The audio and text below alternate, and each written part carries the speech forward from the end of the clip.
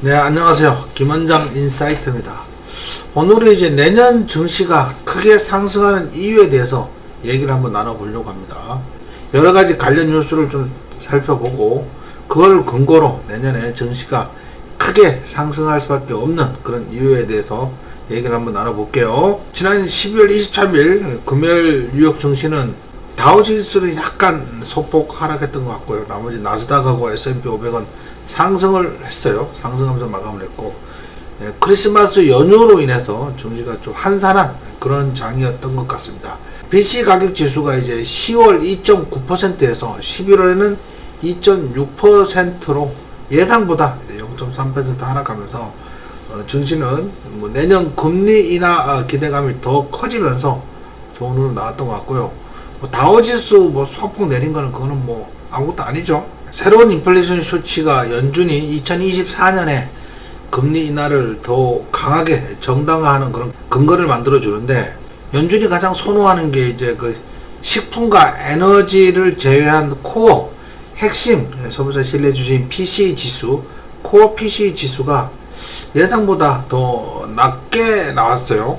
전달보다도 낮게 나오고 전년보다도 좀 많이 나오고 시장 전망치보다도 낮게 나오면서 내년에 상반기 금리 인하 가능성은 더 확률이 높아져서 시장에서는 3월달 기준금리 인하 가능성을 90% 이상으로 보고 있습니다. 인플레이션이 연준의 목표치에 근접하면서 주식은 8주 연속 상승세를 불러왔거든요. 11월에도 가격 압력이 매우 낮아지고 있으면서 연준의 목표인 인플레이션 목표인 2%에 근접하고 있습니다. 점점 가까워지고 있는 거죠. 다우지수는 뭐 소폭 내렸고요. S&P 500하고 나스닥은 소폭 상승했는데 뭐 상승폭이 크지는 않아요. 그걸 떠나서 이제 8주 연속 상승세를 기록했다는 것은 놀랄만한 일인 거죠.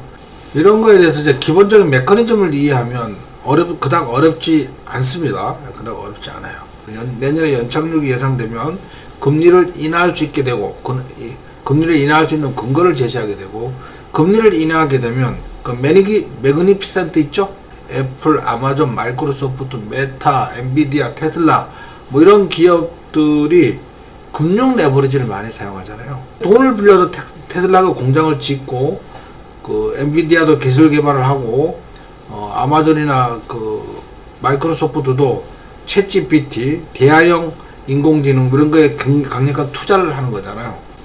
그런 기업들은 금융 레버리지를 많이 사용하기 때문에 금리가 내려가면 증시는 그 수익률이 커지니까 당연히 증시는 크게 상승할 가능성이 높습니다. 경기 침체보다 금리가 우선적으로 작용할 거고요. 다행인 거는 연착륙이라고 그랬죠. 이게 경착륙이면 경기 침체 때문에 일시적으로 상승했다가 증시가 다시 꺾일 수 있지만, 연착륙이라면 서서히 증시는 계속 상승할 확률이 매우 높아졌습니다. 이제 연준 위원들이 생각하는 금리는 이제 내년에 세 차례 금리를 인하할 것으로 많은 분들이 그렇게 예상을 했고요. 전도표가 뭐냐면 연준 위원 19명이 각자 생각하는 내년도 또는 다음 분기 또는 내년도 내후년도 금리 예측치를 점을 찍어 나타내는 거야. 저는 이제 전도표를 만든 사람이 대단하다고 생각하고 있어요. 그죠? 19분이 무슨 생각을 하고 있는지 다 발표하고 그걸 설명하는 게 복잡하잖아. 근데 이제 19분 각각, 연준위원 19명이 각각 개인이 생각하는 내년 3분기 때 금리 수준, 내년 상반기 때 금리 수준, 내년 연말까지 금리 수준, 그 다음 내후년까지 금리 수준을 다 점을 찍어 나타내면 그거를 종합하면 이분들이 무슨 생각을 하고 있구나 이렇게 알게 되는 거잖아요. 어찌됐든 이제 피벗이라고 그러죠. 금리 정점은 지났고 이제 꺾이고 있는 걸로 보여주고, 꺾이게 된다면 그 기대감의 증시는 선반영되니까 크게 상승할 확률이 매우 높습니다. 지금 예전에 비해서 경제 상황이 그닥 나쁘지 않고 굉장히 좋은데, 틱톡의 트렌드는 이걸 분석을 했더니만 많은 젊은이들은 굉장히 경기가 지금 굉장히 어렵다고 느끼고 있다는 거예요. 과거에 비해서 분명히 좋은데 젊은 사람들은 왜 그러냐면 뭐 본인들 입장에서는 더 나빠질 수도 있죠. 연세가 나이가 좀 많은 사람들은 과거를 살았고 현재도 살지만, 젊은 사람들은 경기가 좋았던 현재만 살고 있잖아요. 그러니까 당연히 지금 경기가 더 나쁘게 느껴질 수도 있을 것 같습니다. 과거 역사적으로 돌아봐서 이제 경기 침체 상황을 보면 1945년에 한 8개월, 1948년에 11개월, 1953년에 한 10개월, 이렇게 쭉 내려와서 2001년에 8개월, 2007년에 18개월 정도 경기가 세계 금융위기 때죠, 이때는.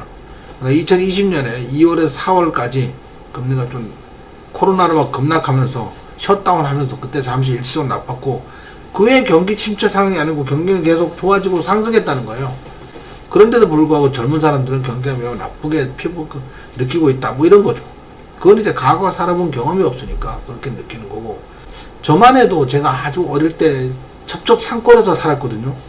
굉장히 시골에서 살았는데 그때 굉장히 어려웠어요. 저는 이제 그 당시 시골 산골에는 전기가 들어오지 않아서 호롱불 밑에서 컸어요, 제가.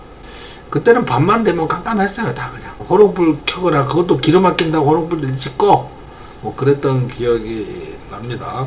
제 또래 사람들도 도시에서 태어나서 자란 사람들은 호롱불 밑에 안 살았거든, 그때. 다 전기였거든. 저는 이제 시골에 살면서 이렇게 된 거지. 예. 전기라는 게, 보면 이제 1900년대 초반에 전기가 들어왔잖아요, 서울에는. 예? 예. 전차도 다니고 뭐 그랬었잖아요, 그죠? 그때에 비하면 제가 겨울 되면 엄청 추웠던 기억이 나거든요.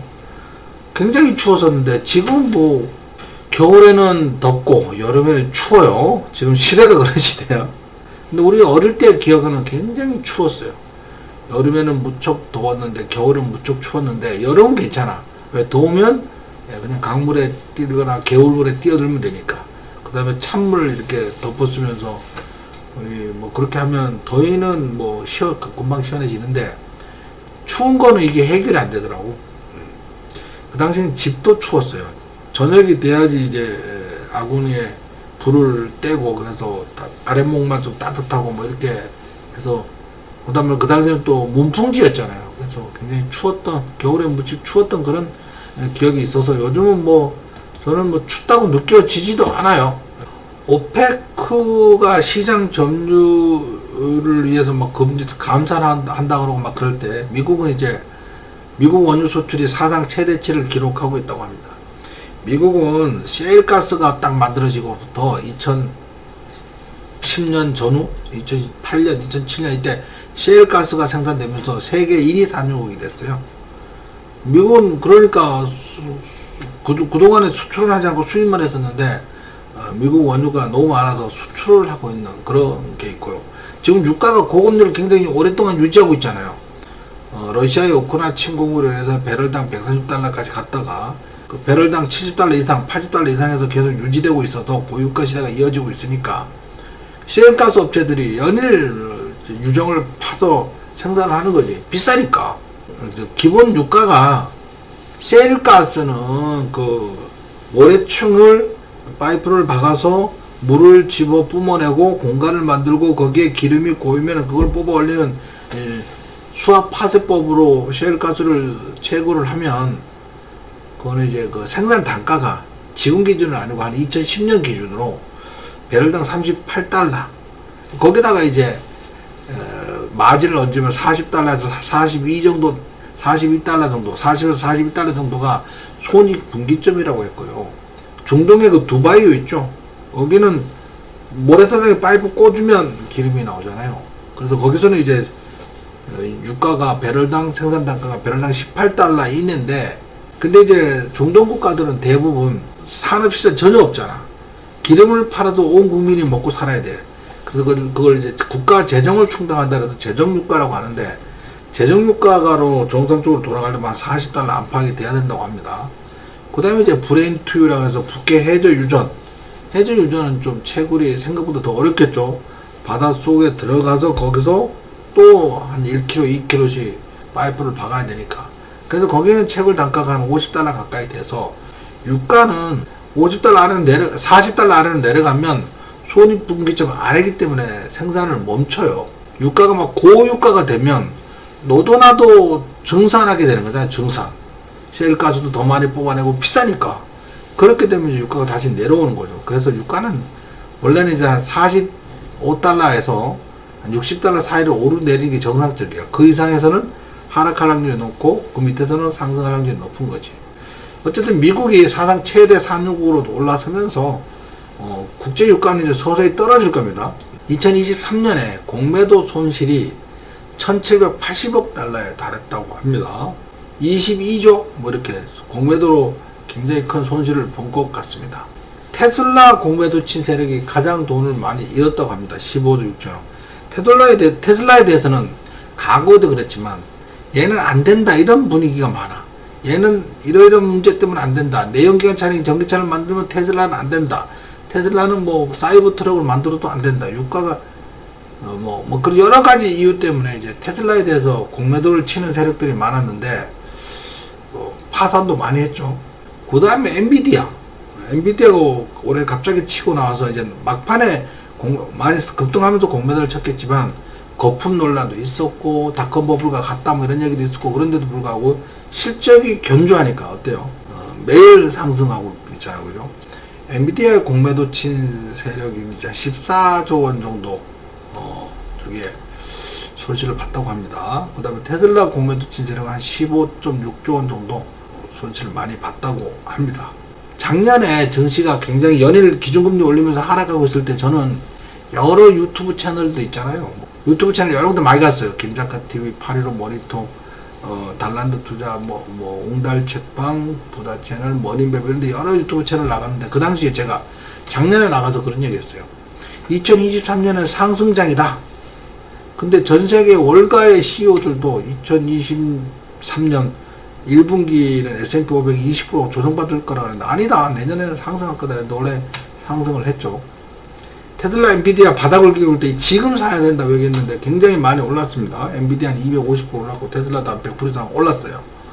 그 다음에 8월 말부터 조정장 나오고 9월 달에 막 저거 나올 때 미국 국채 수익률이 5% 넘어가면서 증시가 조정장 크게 나올 때도 산타랠리를 제가 여기 다니면서 말씀을 드렸었는데 진짜 산타랠리가 나왔잖아요, 그죠? 따라서 내년에도 저는 증시가 굉장히 크게 상승할 가능성이 높다고 보고 있어요. 그 원인 이유에 대해서는 또 나중에 자세히 설명드리겠습니다.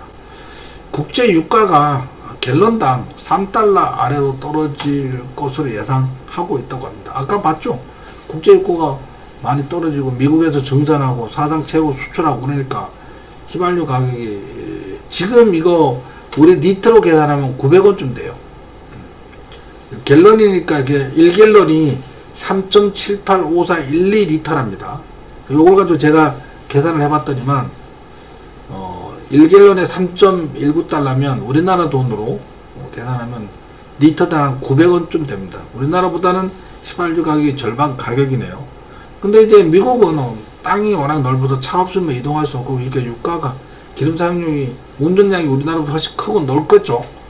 그 다음에 이제 맨하탄의 임대료마저도 2년 만에 처음으로 하락하고 아까 모기지론 얘기도 얼핏 말씀을 드렸었는데 모기지 금리도 8%까지 넘어가다가 그래서 8% 넘어가면 너도나도 거래가 이루어지지 않고 새로 금리가 너무 비싸니까 집을 새로 짓지도 않고 그러니까 공급이 딸려서 렌트비가 올라갈 텐데 지금 이제 6달러로 내려가니까 이제 거래도 활발해지고 새로 건물도 건축하게 될 거고 그러면 유지비가 아무래도 좀 적게 들겠죠.